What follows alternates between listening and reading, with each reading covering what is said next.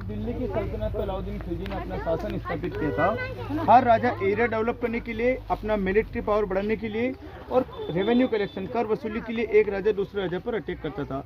अलाउद्दीन खिलजी ने सबसे पहला हमला किया 1301 में रणथंभौर किले के ऊपर। हमीर देव चौहान वहाँ के राजा हुए। जब वहाँ के राजा युद्ध हार गए थे तो वहाँ की रानी ने जल जोहर कर लिया, पानी के अंदर कूदकर मर गई थी। लेकिन मरी हुई देख बड़ी के साथ में भी रेप किया था अलाउद्दीन खिलजी की सेना ने।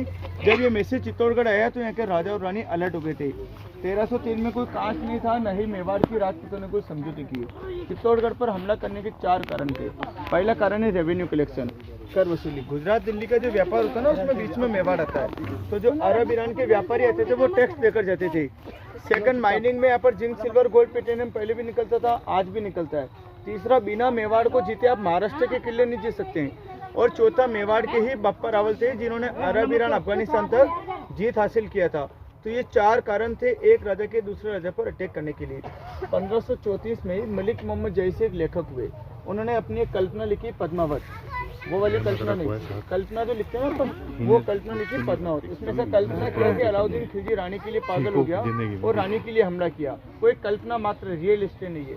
राजस्थान का जो इतिहास लिखा है वो कर्नल जेम्स टोड ने लिखा है। कर्नल जेम्स टोड एक अंग्रेज व्यक्ति थे, उन्होंने जो सुना वही लिखा। 1955 में देश के पहले प्रधानमंत्री पंडित जवाहरलाल नेहरू यहाँ पर आए थे। तो जवाहरलाल नेहरू के स्वागत में यहाँ पर कांच लगाया और कांच लगाकर उनको ऐसा बताया कि यहाँ से रानी का चेहरा अलाउद्दीन खिलजी को दिखाया था। तभी से वो गलत इतिहास मेन इतिहास बन गया।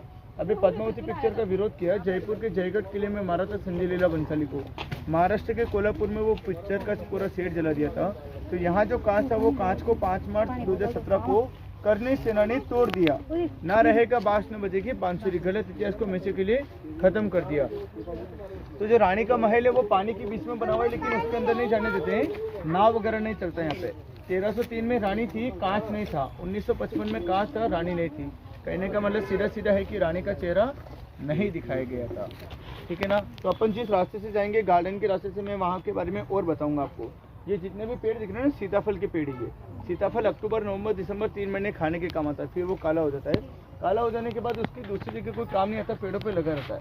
आपने देखा होगा वाइट फंगस निकलना चालू होता है, तब उसको तोड़ते हैं, उसको छाल को मिट्टी के मटके में डालते हैं, धीमे आंच पे गर्म करते हैं। जब वो लिक्विड टाइप गाढ़ा होता है तो उसको लूम पे चढ़ाते, उसको धागा तैयार करते हैं। उसी धागे में वेजिटेबल नेचुरल कलर के साथ में चंदन का ऑयल मिक्स किया जाता है। फिटकरी जानते हैं आप लोग? फिटकरी के पानी से अगर वो साड़ी को फर्स्ट टाइम वॉश करेंगे, सूट को वॉश करेंगे, तो उस पर लगा हुआ केमिकल हट जाएगा, उसमें से भीगा भीगा चंदन का खुशबू आना चालू होगा।